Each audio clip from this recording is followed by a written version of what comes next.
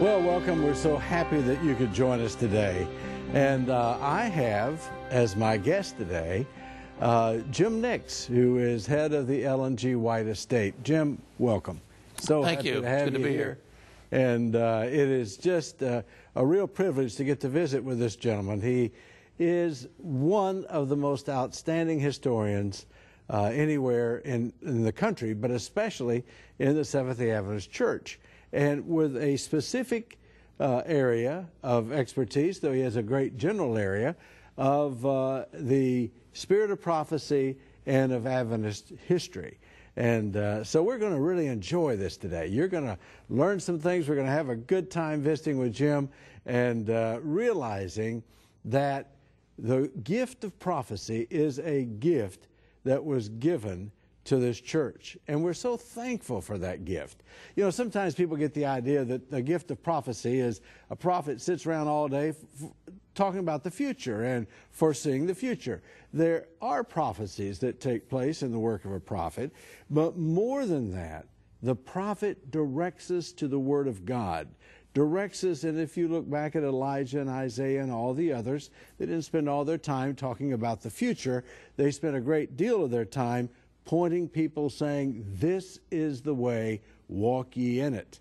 And I think you're going to see today that that has been a great deal of the gift of prophecy for the Seventh-day Adventist Church. And as a result, we have been leading and been led to move into the right direction and to follow the counsel of the Word of God. So we're going to really learn some things today, and I think you're going to enjoy this discussion that Jim and I are going to have together. Before we do that, I'd like for us to hear some music. And Jamie George is one of my favorite individuals. I was talking to Jamie the other day, and he's got some really fantastic plans for the future as we were talking about and praying about. And you'll hear more about those a little later. But right now, he's going to play for us, A Mighty Fortress is Our God.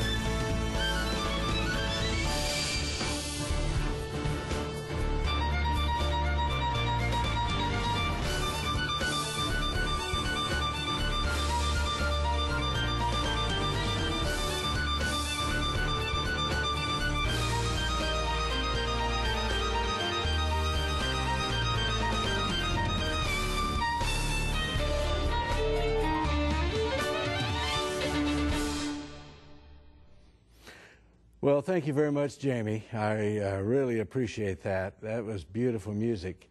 I know sometimes when I thank people like that, I have a lady that writes me occasionally and saying, you're being dishonest because you're making people think he's right there right now. Well, he's not right here right now, but I can still thank him because I hope he's going to be watching this program.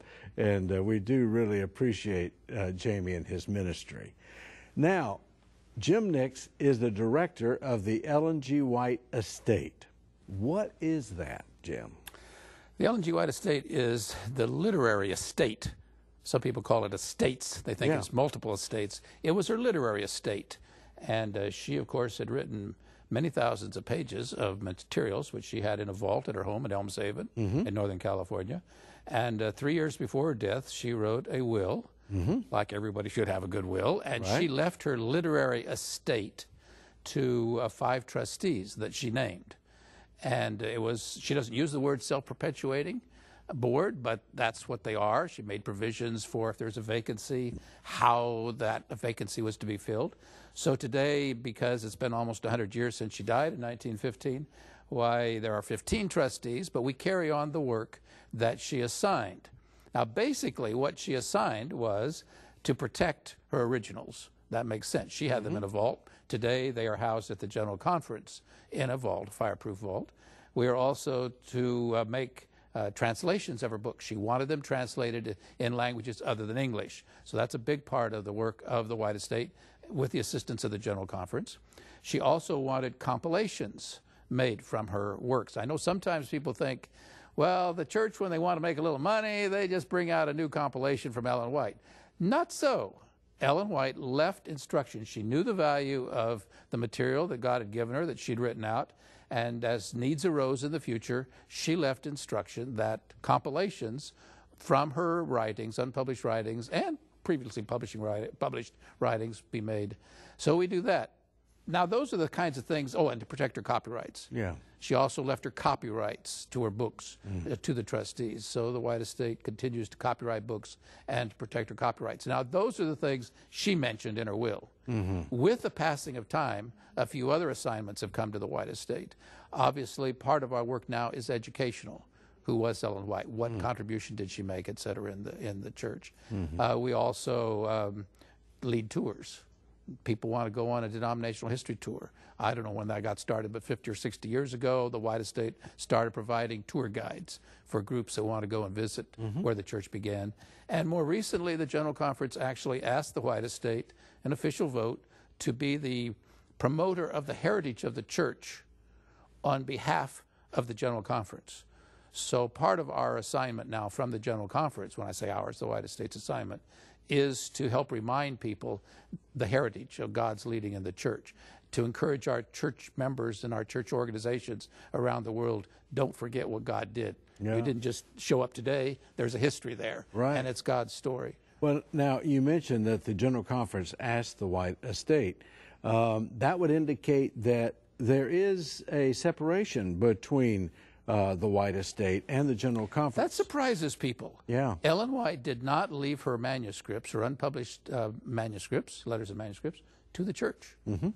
She left it to this other organization, trustees, which is now it's legally incorporated. And so we work very closely. I mean, the original trustees included the president of the General Conference and the editor of the church paper. Well, currently on our trustees, we have the president of the General Conference, and maybe we were a little smarter than she was. We have the treasurer of the General Conference also, as well as the editor of the review and other church leaders. So, yeah, it's still a we couldn't operate without the General Conference. No. We believe that the General Conference really couldn't operate without Ellen White and the White Estate. You know, that organization has been an inspiration to us, and we operate very similar to that. We have denominational leaders that are on our board. The assistant to the North American Division president's on our board. We've got union presidents, a conference president, different people of that nature on our board. However, the board is independent, but we work very carefully with the church. And, you know, our whole mission is to give the message, the three angels' messages, which is the message of the Seventh-day Adventist Church. But we do so independently. Well, that's what we all should be. I mean, we're all working for one goal. Exactly. The Lord's not going to come and pick up the White Estate trustees in a cloud by himself from the rest of the church or the 3ABN group. You know, he's going to come and get us all at the same time. Exactly. So we should be working together. And that's absolutely true. Now, how did you get involved with the White Estate? Well, that's an interesting story, and let me unpack it for you. All right. I was a college student more semesters ago than I want to admit now, and we had a Week of Prayer speaker come to the school. And I must confess, I have no idea what he was talking about. I don't remember. I have told him that later on, but he changed my life. On one of his sermons, he had an illustration, and he said, on Sabbath, when I'm preaching, and he happened to be the pastor of the Mountain View, California, Seventh Adventist Church at that time. What was his name? Louis Venden. Oh, okay. All right. So he was the pastor, and he said that on Sabbath he had a little elderly lady in his congregation that would sit and go like this during his sermons. And once in a great while, he said, she'd go like this. And he said when she went like this, he knew he'd made a theological blunder, and it would serve him well if he would go visit her during the week. Then in passing, he mentioned that she had known Ellen White, this little lady, had known Ellen White and Stephen Haskell and John Loughborough and some of these pioneers, the people that I had learned about in history. Right. But up to that moment, I don't know why, I was at a school in California, I don't know why it had never dawned on me that I could go talk to somebody who remembered these people. Okay. I mean, in my thinking, not chronologically because I knew when they were born and died, but in my thinking, Ellen White was a contemporary of Martin Luther or Paul or Moses. Right. You know, I mean, she was someone I studied, I read, I was blessed by, but I didn't. You had no idea that someone was still alive who actually knew her. So I said to myself, I've got to go talk to the speaker and find out who this little lady was. Yeah. So the next school break, I went to visit this lady. Her name was Mrs. Alma McKibben. And she was the first Seventh Adventist Church School teacher in California. And I don't have time to tell the old tale, except... tell it. Well, I'm very shy. Most people don't believe that, but I really am quite shy. I force myself to do things I'm not comfortable. It's just the two of us talking, and so you can tell me. Right, okay. So I drive to this lady's house. She's in her 90s. That's all I knew about her. I'd never met her. Didn't tell her I was coming. And I said to myself, I can't go and talk to this lady. So I drove around the block 2 or 3 times. Each time I came back, parked in front of her house, said to myself, finally said to myself, what in the world is a 90-some-year-old lady going to do to you, a college student? Yeah. I mean, go up there and knock on her door and see if she's home. So I get up there, knock on the door. Or before I knock on the door, there's a note on the door from her doctor saying, Mrs. McKibben has a voice condition. Please limit yourself to 15 minutes, your visits to 15 minutes. Wow. And I thought to myself, well, I want her to tell me stories. Yeah. It's going to be more than 15 minutes. Yeah. Now, talk about God's timing. I had no idea that I'd ever work for the White Estate. I hardly knew there was a White Estate, frankly, at that age in my life. Yeah. And through the Venetian blinds, there's the door, and there was a window right next to the door. Through the Venetian blinds is this little elderly hand motioning me to come in. And this school teacher, even though she was in her 90s, sized up this nervous, scared, shy kid, put me right at ease, and began talking and telling me stories about Ellen White. Yeah. After we had talked for maybe an hour, I don't know how long, I finally said to her, Mrs. McKibben, I brought a tape recorder. Could I record you? And she said, sure. So you remember those great big old reel-to-reel tape recorders? I had this great big old Wallen Sony. Sack or well, this Sony. was the Sony, big old Sony reel-to-reel tape recorder. I went out to the car, brought it in, and she retold me these stories. And it began to change my life in terms of, sure, I grew up in an Adventist home. Yeah. Ellen White was someone that we respected in our home. She was never, as some people my generation say, crammed down my throat. I never felt that by the particular family that I grew up in. Right. So I was fortunate, I guess, from what some of my colleagues have told me. But she opened up for me the warm side of her that you don't always feel or see when you just read something in a book. And I'll just share a story or two that she told me. And then I'll tell you about a few others also that I met. One of the stories she told me was hearing Ellen White pray. I remember Mrs. McKibben at the time she's telling me this is in her 90s. Yeah. Was she related to Ellen White? No, no. Well, her younger brother told me she was more Ellen White than Ellen White herself. That was Alonzo Baker, if you know that name. Yeah. Okay. Anyway, that was her brother.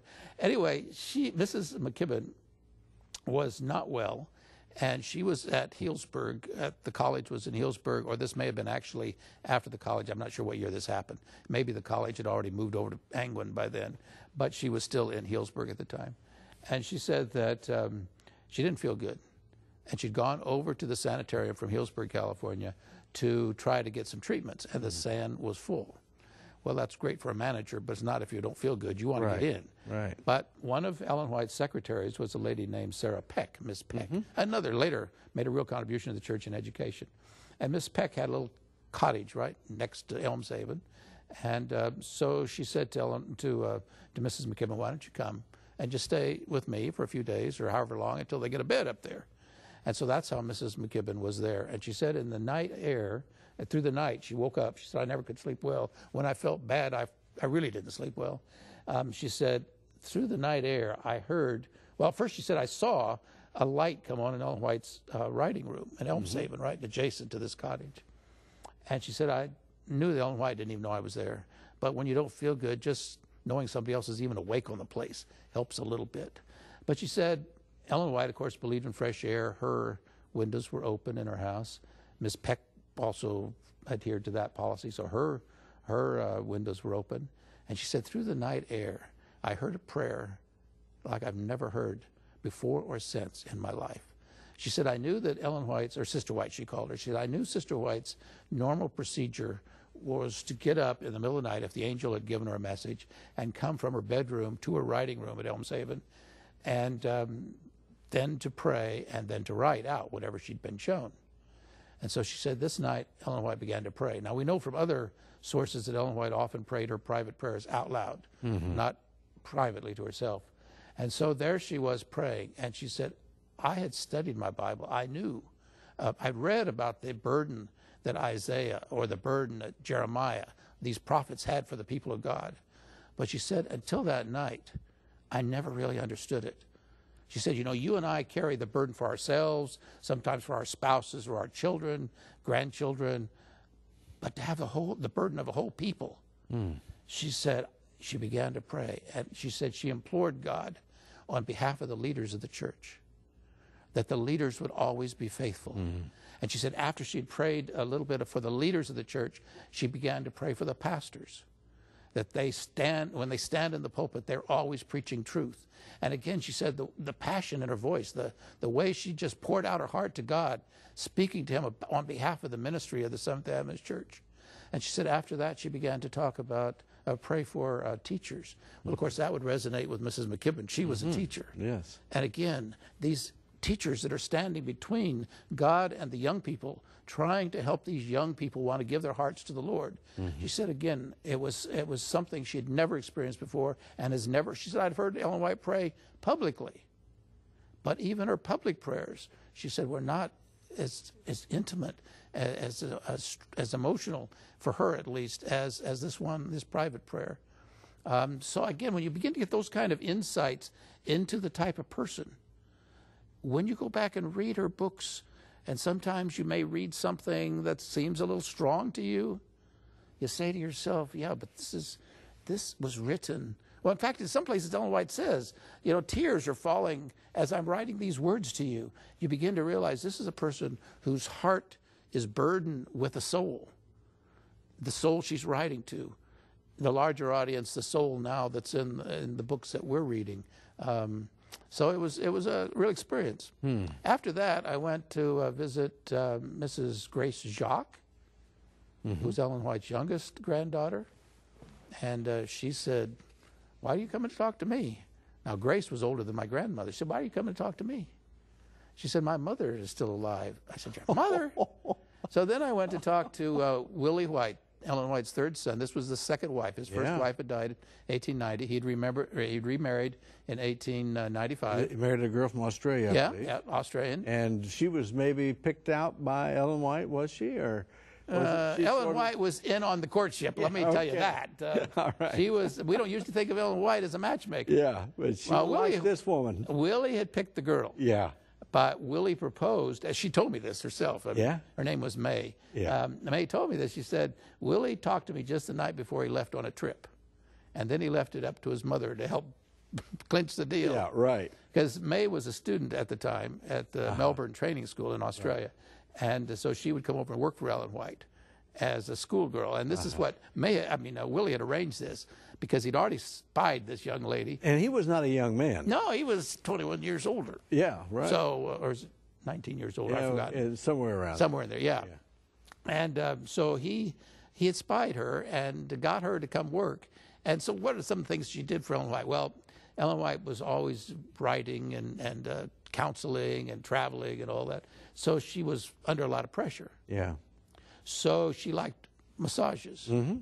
And one time May came in one evening in a hurry and was a little late and was supposed to give Ellen White a salt glow, which is sort of like a massage, a salt glow, and they kept their salt, they bought their salt in 50-pound bags and their sugar in 50-pound bags. Mm-hmm. And in her rush, May dipped into the wrong bag. Yeah. So whatever wonderful thing happens, I've never had a salt glow, but whatever wonderful thing happens when you have a salt glow with the friction going and the sweat begins to come and the circulation improves and all that, it didn't work.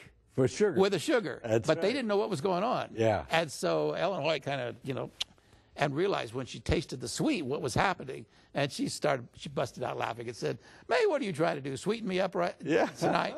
And then put the girl at ease. Well, anyway, to talk about Ellen White, the matchmaker. So Willie leaves on this trip, and now it's in his mother's hands. Mm-hmm. And apparently every day from then on, as soon as she'd get there, Ellen White would start in. Well, have you made up your mind yet? You know Willie would make a wonderful husband. Why wouldn't you want to marry Willie? And on and on. She said, that Willie couldn't have had a better ally than his mother in his absence. Yeah. Now, the interesting thing was that May said, I had told myself there were some things that I wouldn't do. I wouldn't get married until I had these things done. Well, one of them was I won't owe any money. I'm going to be totally debt-free when I get married. Right. Ellen White said, well, how much do you owe? We can write a check. Now, why can't you marry Willie? Another one was, it costs money to have a wedding, even a small wedding. There's the dresses and, there's some things. Well, Ellen White said, we have a tailor here on the staff, and we have bolts of cloth and all that. We can make up any dresses or whatever. Now, why can't you marry Willie? Yeah. So anyway, she eventually married Willie White. Yeah. But it's interesting. Most people don't think of Ellen White as a matchmaker. No. We've seen other places where she was trying to get Adventist young people together that she felt would make a good pair working for the Lord. Right. And this is what she saw in this girl as someone that Willie could really relate to. Because I don't know that Willie was all that easy to get along with, but some of his tendencies would be not the easiest person to live with. But well, that could be. I don't know too much about him, but his brother, I think, was harder to get along with. Yes, right. But when you read the letters that Ellen White wrote, as I know you have, to those two, and to one about the other and so forth, sometimes the perfect son's not easy to live with either. And Willie seemed to be he was the one that his mother did seem to favor. That's true. Yeah. And he has a lot of skills that she needed. I mean, he basically, after James White died in 1881, basically he did become the one that was the agent for Ellen White, worked with her publishers and this kind of thing. Yeah. And kind of oversaw the staff and all that kind of thing. So that visit up there that started out with Mrs. McKibben. Mrs. McKibben, Alma McKibben. Actually turned your whole life around. I didn't know it at the time. Yeah. I had not a clue, obviously. But you got a taste for this. You got a desire. Well, I already liked history. There's no question. I liked history before. Yeah. But my interest in Adventist history grew. Yeah. I'll tell you another story that was told to me by Ellen White's oldest granddaughter. Okay. And again, this is kind of providential if you look at how things happened. I mean, at the time, I didn't realize it, but looking back now on what happened then, I went to see... Now, this is in the 60s. This is in the 60s. So this is 66, 67, 68, in through there. Willie White's wife died in 69, his second wife, May. So she had remarried. She had remarried. Oh, now that's another interesting story. I don't know how much you want to talk about May and how much you want to talk about Ellen White. Let's move on. I'll just mention that. I'll quit being the historian now and just ask the questions. That's fine. She was, when I knew her, her name was Ethel May Lacey. That was her maiden name. Ethel May Lacey. Then she married White, W.C. White. So Ethel May Lacey White. And then she married Arthur Corral. So she was Ethel May Lacey White Corral when I met her. And sound like a law firm. And well, her father was in the British Civil Service, and even though she was in her 90s when you visited her, she was very prim and proper. I mean, she was a proper lady. So but anyway, when I was there, here visiting from Pennsylvania, this was out in California, visiting from Pennsylvania was Ellen White's oldest granddaughter. All right. I didn't know the lady, never met her. I had no idea who was even in the room. There were two ladies in this room. I thought they were roommates. Turned out to be Ellen White's oldest granddaughter. And after we'd visited a bit, May said to me, "You don't want to talk to me. You want to talk to this lady." "Well, who's that?" "Well, that's Ella, the oldest granddaughter." So I said, okay. Well, long story short was, before things, I wanted to do a recording of her too, like I had done with May.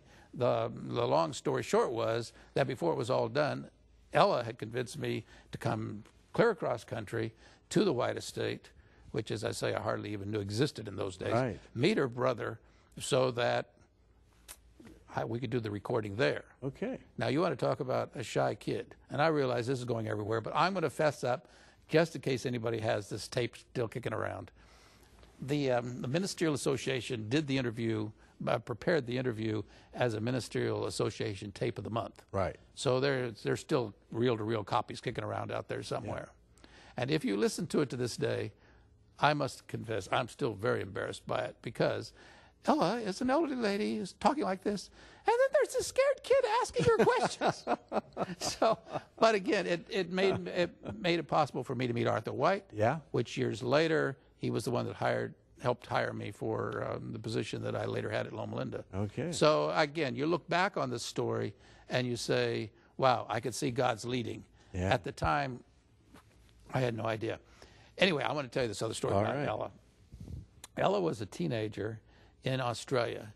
She and her younger sister, Mabel, were the two daughters from Willie White's first wife. And then, as I mentioned earlier, Mary Kelsey White had died in 1890 of tuberculosis.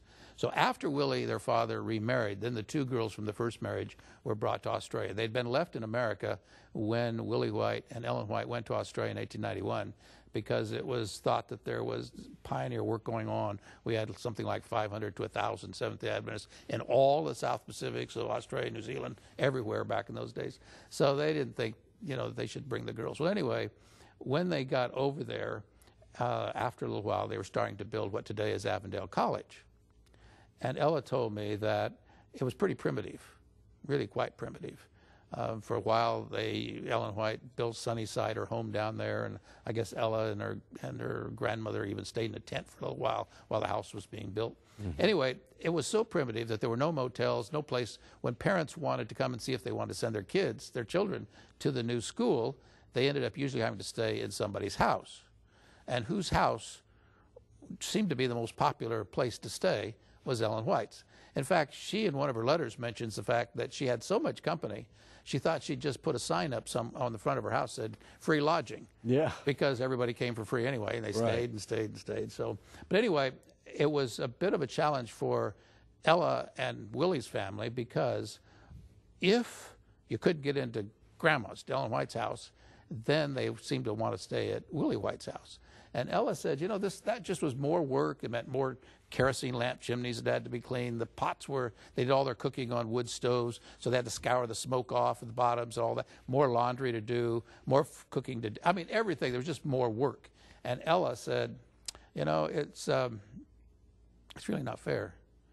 There was a little church school, and some of her classmates were in the church school, and they didn't have all that company. So they had more time for their homework and that kind of thing. And Ella said, this is just not right. So she began to pray to God, please impress my mother, which was really her stepmother, please impress my mother not to ask me to do so many chores. Now, she was probably 14, 15, 16, something like that at the time. So that's a prayer you might think a kid could pray. I mean, it's a believable story, let's put it that way. So she's praying. Well, she said the normal routine at that time was that Ellen White, if she wasn't traveling, would come over from her house in the morning after breakfast, and she would visit for a few minutes, and then after that she'd go back to her house and do her work, and Willie and his family would do their thing for the day. So she said it was usually a pretty cut and dry formula. Grandma would come in. We would sit in the parlor for a little while. We would all visit. By this time, Willie and May had twin little baby boys, so that meant that these little babies were probably kicking around and maybe wiggling a little bit. So after a few minutes, Ella and Mabel would take their twin half-brothers into the other room, play with them, so that, the grandma and Papa and Mama, Ellen White and Willie and his wife, could visit a little more. So she said on this morning, shortly after she'd started praying this prayer about, Lord, please impress my mother not to ask me to do so much, why Grandma came. Okay, nothing was different than normal. She said that was fine, except, she said, when we got to the place in the conversation where it seemed like this is the time where Mabel and I take the twin boys and our brothers into the other room, Grandma said, no. She said, I have a message for you. So she said her grandmother reached in her satchel, I guess we'd call it a purse or bag or something, and she brought out this manuscript, and she began to read. And Ella said, the first was counsel to my father, to Willie White, Ellen White's son. It's about things he should do, and I think at that point he was chairman of the new school board and whatever, all responsibilities he had, but things that he should do. And Ella said, no problem. It wasn't to me. It was to Papa. No problem. And so Grandma kept reading. And pretty soon Ellen White starts reading some counsel to Willie White's new wife, to the stepmother of Ella and Mabel. No problem still for Ella. It wasn't to me. It was things that my mother needs to be doing in the family, do things a little differently, etc. No problem. But she said she kept reading. And she got to a section where she started reading to me. Ella, you need to be doing this and that and the other thing. And what was it that she was telling Ella that she should be doing? She said, your mother is so busy and has so much work with all this company and all. You should be doing more to help your mother. Now, what was Ella praying for? Yeah, right. Lord, impress my mother not to have me do so much. Right. And here is Ellen White saying you should do more to help your mother. Yeah. And furthermore, everything you do, no matter how insignificant it may seem to you, you should do everything you can to the best of your ability. Mm. And Ella told me, she said, Jim, I'm embarrassed to tell you this, but I really got angry. This seems so unfair. I had just been praying, God, please help me, or help my mother to tell me to do less. Right. And now here's this counsel from grandmother. And she said, I got so upset. I finally blurted out and said, Grandma, did you really, did the angel really tell you all that? Or did you just put some of that in on your own? And she said, Grandma assured me that there was nothing in that testimony except what the angel had shown her. She said, Ella said, there was a little bit later on before her grandmother left to Mabel. She said, I was so mad, upset, I don't know what was said to Mabel. And she said, I could hardly wait for grandmother to get out of the house. She said, I ran to my room and I threw myself across my bed and I sobbed and I sobbed. It seemed so unfair. Here I'd just been praying, God, please help my mother to ask me to do less. And here comes this testimony, which she even says the angel gave her the whole message. Yeah. That I should be doing more. Wow. And she said, I could hardly wait. She said, I was so angry that I just was there sobbing my heart out. And then she said, all of a sudden it dawned on me. This was the answer to my prayer. It's not the answer I wanted. No. But it's the answer to my prayer. Yes.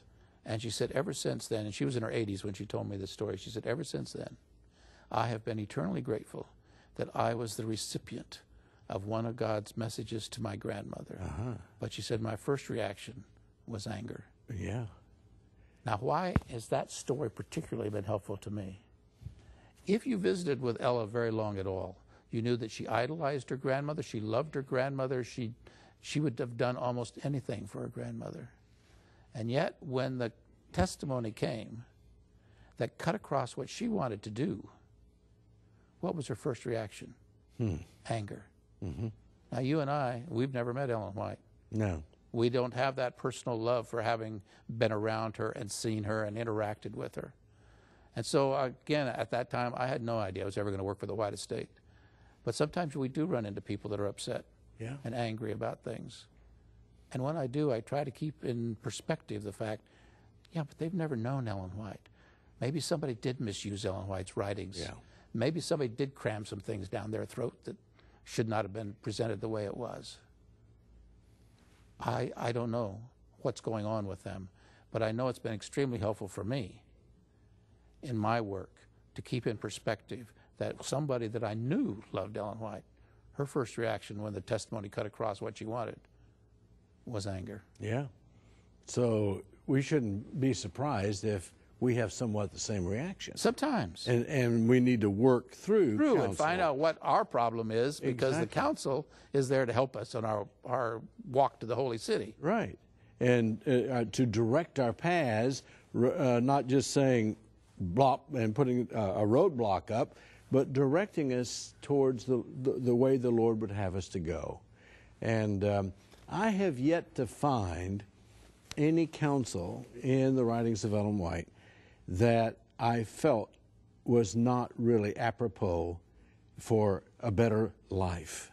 Well, you're right. And once in a while you will find something that seems very strong, maybe to the right or to the left.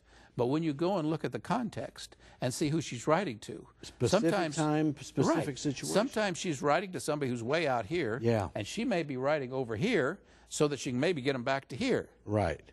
I mean, this is the problem that she had. And then the people that don't need the counsel, they'll take it and they go even further with it. Right. So this was a challenge that she had. And so that's something to remember when you're reading Ellen White's writings. Pray to the Holy Spirit. Ask the Holy Spirit to help you find out what's relevant for your life. Because not everything is written for you. I mean, I don't have every problem that's in there, thank goodness. I have enough. But I don't have every problem that the Lord helped her address. And so you don't, everything there doesn't necessarily apply to you. Right. So if you ask the Lord to help you find that which will help you in your own Christian experience, your own walk with the Lord, to deepen that relationship with Jesus, my experience is that happens. But again, when you look at it in context, I agree with you totally. I don't know of anything that isn't balanced and doesn't make sense. You know, when you got to visit with these ladies, you did record those visits. I did. And so you have those recordings. I do. Are they available? No. They are personal recordings. Well, will you ever make them available? Well, now you're pushing me a little.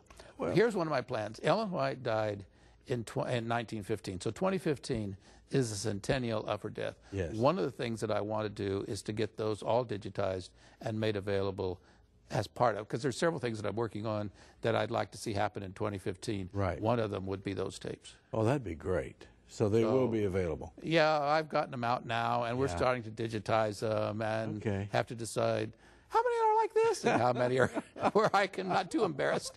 Or maybe I'll re-record the questions. I don't know. Yeah, right. And then I ask. Yes. And now it's an old man asking an old lady instead of a young. Here's her answer. Yeah, instead of a young kid asking. Right. Right.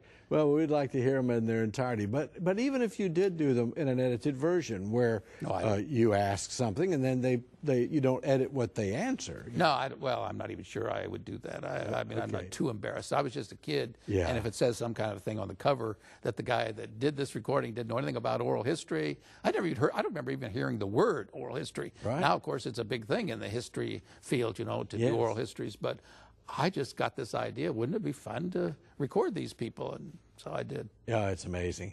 Well, so you heard some fantastic stories, and some of these stories changed your life.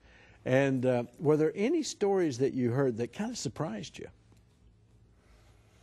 Surprised me? Well, her as a matchmaker, I'd never thought about. In fact, the reason that I even asked May about her, here I'm a college kid, I'm not married at the time, and I'm thinking to myself, well, this courtship went on right under Ellen White's nose, so that's probably the one that surprised me the most. I was not expecting, she had never been presented to me as a matchmaker. Yeah. Some way I'd missed that in Spirit of Prophecy class, etc. I just had never seen Ellen White. That one probably surprised me as much as any. Her warmth, her love for people, her care for people, her sense of humor, those were all traits that probably have been brought out more by teachers and by people speaking the last 30 or 40 years than when I was growing up in the church. I don't remember her being, having a good sense of humor. Right. She had a good sense of humor. For instance, have you got anything you could share with us? Well, I'll give you a short one. Yeah. One time she's speaking, And this is one that's been told quite often, so maybe some of your viewers will have already heard this one. But she's preaching, and she's noticing that people out there in the congregation are looking around a little. And you know, if you're up in front, you say, well, is my tie crooked? I'm sure she was saying, is my button come undone? Or what? Everything seems in order, and she can't figure out why people are reacting the way they are. And partway through her sermon, she happens to glance over her shoulder, and there's her full-grown son, W.C. White, sound asleep on the platform right behind her. Now she knows why everybody out there is kind of laughing a little bit, because mother has put son to sleep with her preaching. Yes. And she knew she had to say something. So the account is that she said, well, you know, when Willie was a baby, I used to take him to church when I was speaking. In fact, one account, and I wish I could verify this a little bit more, but I'll go ahead and use it anyway because it came from a person that I think is reliable. I hope it's reliable. Yeah. Anyway, she said that when he was a baby, she had a special rocker made, or cradle made, with extra wide foot rockers. And she said, I would stand and rock with one foot as I was speaking, rock this cradle, and he learned to sleep during my sermons, and you can see that he's never outgrown the habit. And that little sense of humor, they could all laugh. He probably woke up, but it would acknowledge what, now she knows, what they've all known for the last however long he's been sleeping up there. Sure. So it was that kind of using the sense of humor. There's another one time, somebody, this was about 1914, a lady, a missionary's wife in Japan, made a nice hug me tight, which is some kind of a vest or sweater or something type clothes. Made this nice piece of clothing anyway, and sent it over to Elmshaven, to Ellen White's home from Japan. And when they open it, of course, the first thing you do if you find a nice piece of homemade clothing, what do you do? Handmade clothing, I should say. What do? You try it on. Well, it didn't fit. It only came about 2/3 or 3/4 of the way around when Ellen White tried it on. And so she asked her secretary to please write to Sister Deviney and tell Sister Deviney how much she appreciated it and how thoughtful it was of her to make this for her. But then, according to the account that's come to us, she said with kind of a chuckle, but please also tell her there's a great deal more to Ellen White than some people think. So again, her sense of humor. But everything that I've heard from people that remembered her is she wasn't giggly or silly or anything like that. No, but she had a good, active sense of humor. Yeah, and she didn't take herself too seriously. If something happened that was funny, that went on, she was just as much could laugh at it just as much as anybody else. I'm sure you've heard the stories that M.V. Campbell tells are told. He's now sleeping and waiting for the Lord to return. But he told about her coming to a camp meeting when his father was a conference president.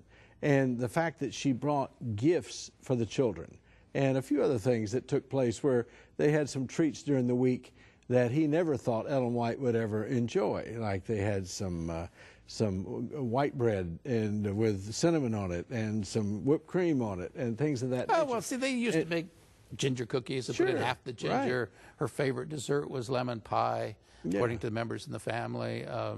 So, yeah, she was a popular hostess. People liked to come. As I mentioned earlier, they'd stay and stay and stay. Why? Good food, good conversation, and she didn't charge. You know, I have a doctor that has written me a letter one time and just gave me a rough time and quoted a lot of things about her.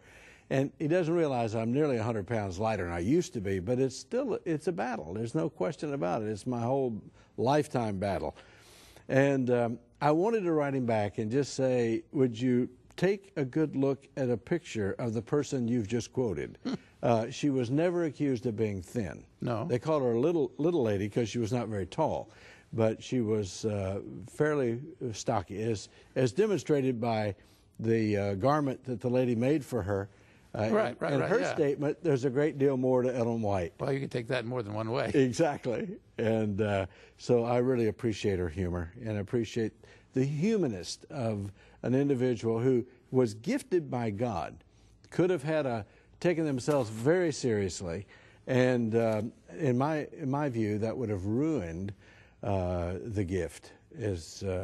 Well, and it's getting out those messages. I mean, that's really, you asked me earlier about the work of the White Estate. That's really what we're trying to do. One of the things that we're focusing on now is getting Ellen White books in as many languages as possible. I mean, if you go to the White Estate website, Yeah.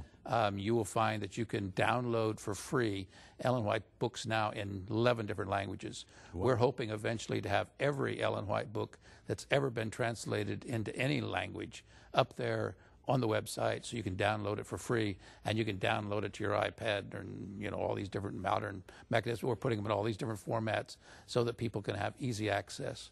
Well, if you'd like to get in touch with Jim Nix, or you'd like to contact the White Estate, this is how you can do it. If you would like to contact Jim Nix, or if you'd like to know more about this ministry, then you can write to Ellen G. White Estate, 12501 Old Columbia Pike, Silver Spring, Maryland, 20904. That's Ellen G. White Estate, 12501 Old Columbia Pike, Silver Spring, Maryland, 20904. You can call 301-680-6540. That's 301-680-6540. You can also visit them online for devotionals, books, and more at ellenwhite.org. That's ellenwhite.org. Contact them today. They'd love to hear from you. And we encourage you to make contact with the Ellen G. White Estate. And you may want to have a part in helping to put these books into other languages. Tell us a little bit about that, Jim.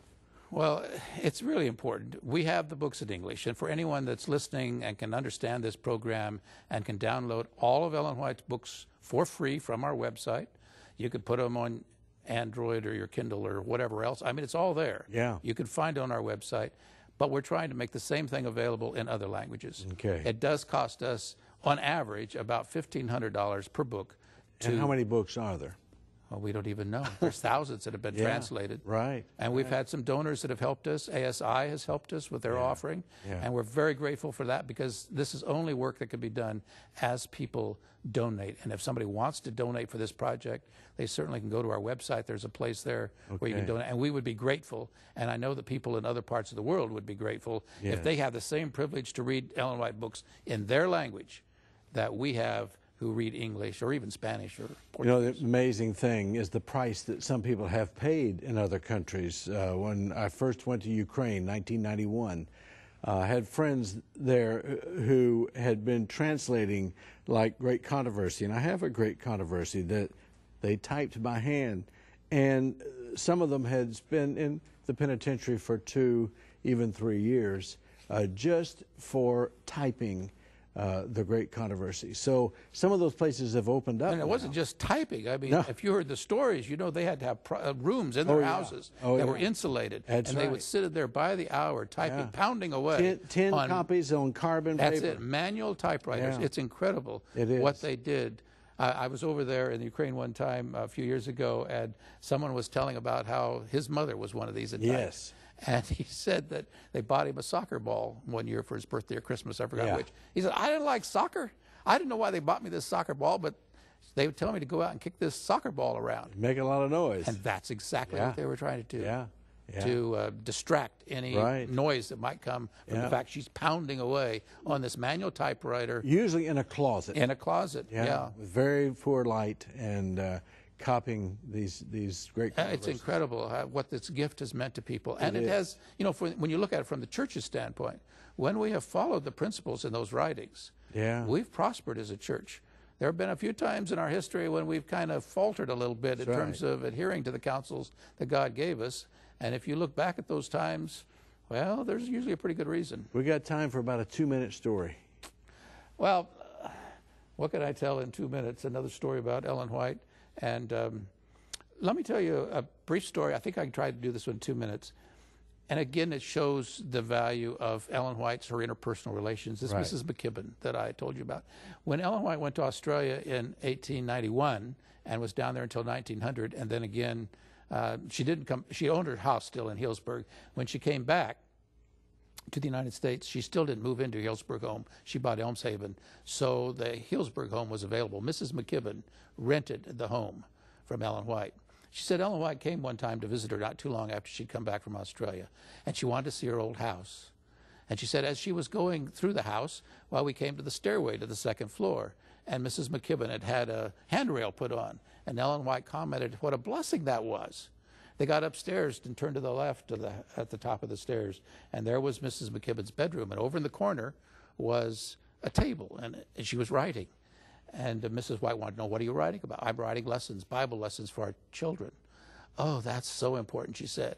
And then she commented to Mrs. McKibben, that's the corner where I finished writing Patriarchs and Prophets. Wow. Which was a book that was very special to Mrs. McKibben anyway. Yes. She said, as we were leaving, as Ellen White was leaving, she said she asked me how I was going with this writing. She kind of came back to this project. She said, well, I don't have some books on certain parts of Old Testament history, etc. And Mrs. White said, okay. And she said a few days later, here came Ellen White's secretary with a box of books from Ellen White's library. Mm-hmm. Just another token of this lady and her gift and her love for people, and she wanted to support this teacher who was writing these books on her own. Yeah. Bible textbooks for our church schools. Yeah. That's Mrs. White. Right, right. And she did a great deal of research when she was writing things like Patriarchs and Prophets and Kings. Yeah, and you'll find quotes from Ellen White. And sometimes they're paraphrased, sometimes they are footnoted, but yeah. Right. Well, listen, this has been fascinating for me, and I know it has been for you. And Jim, we just appreciate so much the work of the Ellen G. White estate and the work that you do. And we just believe so much that the Lord has his hand on this work, and we believe it and we trust it with all of our hearts. Well, listen, we'll be back right after this.